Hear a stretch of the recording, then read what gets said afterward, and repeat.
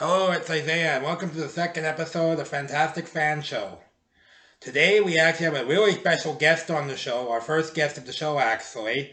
And not only that, she's a famous voice actress, and really excited to introduce you to her. But before we get started, cue the intro.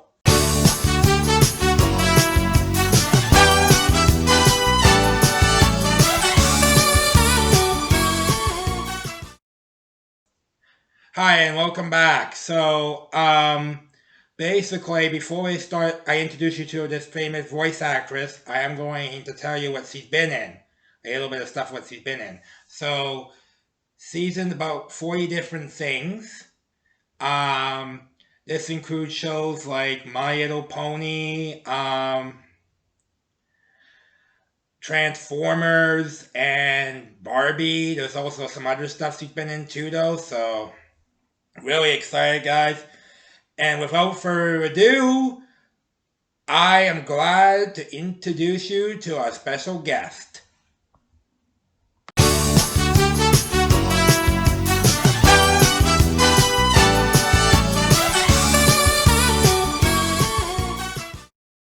Hi, everyone. Here, I'd like to introduce our special guest, Sharon Alexander. Um, Hello. I'm really excited to be asking her a bunch of questions because this is going to be awesome. I never had a special guest on my show before, so you're the Well, first.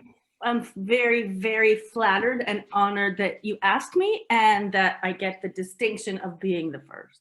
Yeah, that's pretty cool. Okay, so we got some questions to go through. Are you ready for that? Yes, sir. Okay, so first question, what kind of voices have you done? Well, I have done some great Japanese anime shows that I'm really proud of. Dokoida, Mobile Suit Gundam Seed. I have been a Transformer. I was in Transformers Energon. I was RC, the pink motorcycle, which is really cool.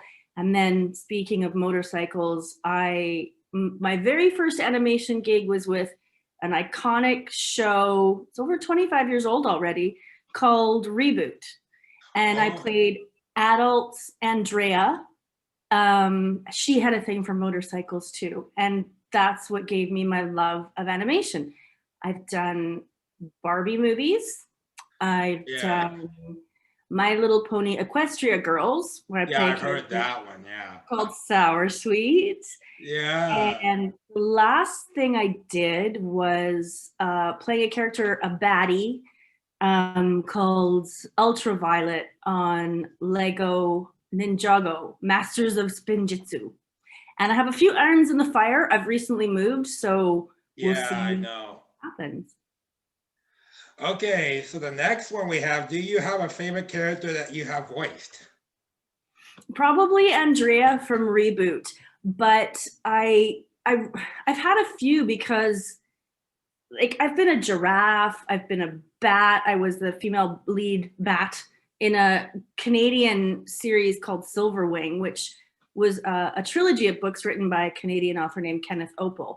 So being weird things like that, not weird, but not human, is really fun. But Sour Sweet was really fun because she would seem to be really, really sweet. And then she would turn around and say something really mean, like behind your back, which isn't nice, but it's really fun to play. And same with Ultraviolet. She made a lot of crazy noises and was loud and also rode a motorcycle. So it's all fun, but yeah, those are some of my favorites for sure. Okay, number 3. My favorite character that you have voiced is Sour Sweet. Did you like voicing her in that character? Yes.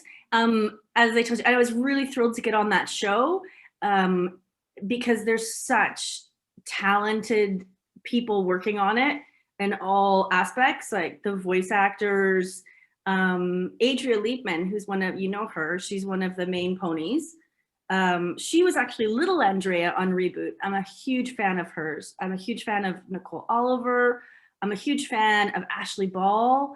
Uh, um, Tabitha St. Germain, amazing. So to be able to work with people like that, but Sour Sweet was fun, like I just said, because of the dichotomy between and then just to be like it's a fun to do a hard transition. So yeah, I loved it. I love that character. I have the 2 dolls of her. Oh, And I kind of wow. based it on my daughter, which I don't know if that's a good thing or a bad thing, but yeah. Okay, now we got number 4. What was it like to voice RC in Transformers Energon? Super fun. It was she's so badass. I hope I can say that on your show. It's all, yeah. She's I know it's pretty soft language nowadays, but again, playing really strong, empowered creatures, and to be part of such an iconic show was amazing. And I believe that I was pregnant towards the end of that with my daughter, my firstborn, because I remember being really hot in the booth. Because a show like that where you're dubbing another language, you record by yourself. Whereas when you're doing what's called prelay, when they animate after you record the voice, this is pre-COVID, of course, you get to be in a group, in a room with people. But yeah, RC was great. Yeah, that was cool. And then now that we got on the 5th question here, what was it like to meet fans at Comic Cons? You know, I've only done a few, and I had a few more lined up before everything changed this year. But that's where you and I met. And Yeah. I love it because honestly, Isaiah, like I'm really interested in people. Like sometimes I think I should have been, if I was smarter, I would have been an anthropologist or something, interested in people, not an actor. But I love to entertain. And when you meet people like you who you've brought them a little bit of joy or entertainment, and especially now more than ever, I absolutely love it. I would love to do more, and I hope one day we can, because I love it, and I've made lifelong friends from it. Yeah, I know. And yeah. Okay, and then number 6, do you have a favorite con? I haven't been to enough to know. There was going to be this March, there was going to be HasCon in Chicago, I think. And I was really looking forward to doing a larger con like that. Yeah. But Pentacon was fun, where we met because it, like I said, I made so many friends there and it felt like family. It was, yeah, I like that one a lot too. Okay. And then number 7, you have voiced a good guy character and you have voiced bad guy character. What do you prefer voicing?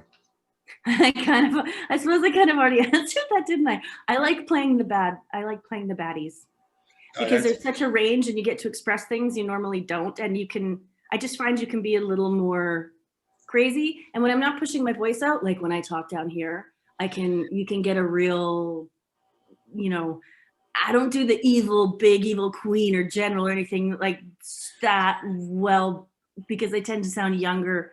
But the bad characters are just, they're spicy. Yeah. Okay. And number 8, do you do anything to prepare before voicing a character? Yes, and I usually do it when I audition. For instance, the character Ultraviolet was previously played by someone else, so it was more a voice match. So I studied her a lot, obviously, but I didn't create that character. I wish I had, because I love her. But I also made sure I found a way, even though they weren't all out in Canada yet, where I live, I found a way to download all the seasons, or not download, but watch the previous seasons, and I try and get an idea of the storyline, try and get an idea of the feel of the show. But a lot of times too, the characters just like I hear them right away. Like I hear how I think I want them to sound. That doesn't always come out of my mouth right away. So I practice that. I'll try different approaches. I'll try different kind of ranges. Sometimes with self-direction, which you have to do more now with smartphones and COVID, and I get a bit stuck because I find it hard sometimes to trust my instincts, but it's really fun to give a read that's like right in the specs, and then have another read where you go big. You just go with your instincts is fun. Just playing, Okay. you're like playing in the sandbox. That's fun. Okay, I number don't do vocal nine. warm-ups or anything like that. Number nine. What is the audition process like for a voice actor? From a voice actor. Well, Yeah. when I first started, you would always go in the room and be able to audition for the voice director, possibly the producer, writer, the animation director. But now it's done, and even before COVID, it's mostly done from home. So you record from your home studio, you rent space if you don't have it. If they don't need broadcast quality, a lot of times, like you just use your cell phone. I have a studio, so I use it because I love it. And you're trying to get in the room. You want to distinguish yourself from everybody else, and there's so many talented people. So your goal is to get in the room. So usually you'll do the first one, self-tape, even though that term doesn't really work anymore. It's still called a self-tape. And then your second audition, you would go in, they narrow it down. So if you make it to round 2, they make their cuts, they keep a core group, or sometimes only 2 or 3, and you go in for round 2. Sometimes there'll be a round 3, but usually you'll go in and audition live, and they'll direct you and see kind of what you're like, which is good. And then usually you book it or you don't. Okay, number 10. If you could voice one character that you haven't voiced yet, what would it be? Anything on a Disney show, especially with Yeah, I know you're a Disney person. I'm a huge Disney fan, especially with the core, like the core characters. Like I would love to be anywhere with Mickey, Minnie, Donald, Daisy, Goofy, like just somebody who interacts with them. It could be anybody, but that would be my favorite type of character to play, and not the super preschool versions, but like a little bit older, the new kind of Mickey stuff that's out, and something like that. Or see, I'm telling you what I love as opposed to what character I'd want to play, but I can see your Mario. I love Mario World. So to be like, I know they don't really speak, but I mean, look how iconic Mario's voice is. Let's go, it's just funny. He doesn't even have to speak that much, but those are some of the things. Yeah. Okay, number 11. COVID has affected lots of things. How has it affected your line of work? Well, as I was saying, you have to be able to really self-direct now, and I haven't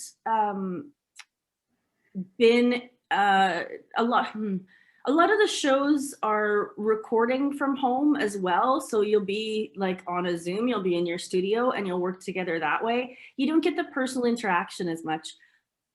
But in LA, now that so many big stars do animation, they don't usually all get to be in a room anyway. Like, for example, Frozen or the Toy Story movies, they'll all record individually because they're so busy, and their time is so valuable that they record by themselves. I really love being in a room with people because voice actors are crazy and they're usually so funny and there's so much good energy. It's like everyday life. Like being around people I like to be alone a lot, but being around people can be really energizing and fun in the creative process. So I miss that. I just miss going into the studio. I wish everything wasn't so isolated, like with everything. But and COVID slowed it down a lot, but people still need entertainment. So once everybody figured out kind of how to get home studios and get virtual, then it really didn't affect it too much. Like it did, but not like it's affected so many other areas of life. It's yeah. Okay, well, on to the last few questions here. So, number 12? What was your role in Barbie Fairytopia: The Magic Rainbow? I was another very not nice fairy. Though I came around and worked with Barbie in the end, and she forgave me. And she was a fairy at a fairy school that Barbie was going to, and she was good at what she did. Sunburst was her name, but she wasn't nice. And previously, Barbie had saved Fairytopia, and I remember one of Sunburst's lines was like, Barbie stumbled into her little fairy house, like on the campus, and Sunburst, I was really rude to her, and she tried to be nice, and I said something like, I don't care if you saved Fairytopia, you know, or thought it said it, whatever, like talk to the sparkle kind of thing.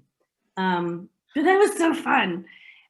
So she had a competitive or a competition, I guess, with Barbie, though Barbie didn't want it because Barbie is so nice and genuine. But they were in classes and they were doing casting. She would cast wrong spells on her, and yeah. So she wasn't very nice, but she came around. She saw the light. Okay, now number 13. What made you want to be a voice actor? I started in TV when I was a kid. When I was like 9, I started. I lived in Alberta. I did a lot of Canadian kids shows, and I just fell in love with acting. And I moved to Vancouver eventually. I'm in Toronto now, just moved last year. I met people there. I was working on a TV show. I think it was the time I was on a TV show called Cold Squad. And you know, and I'm sure your fans will know the name Gary Chalk.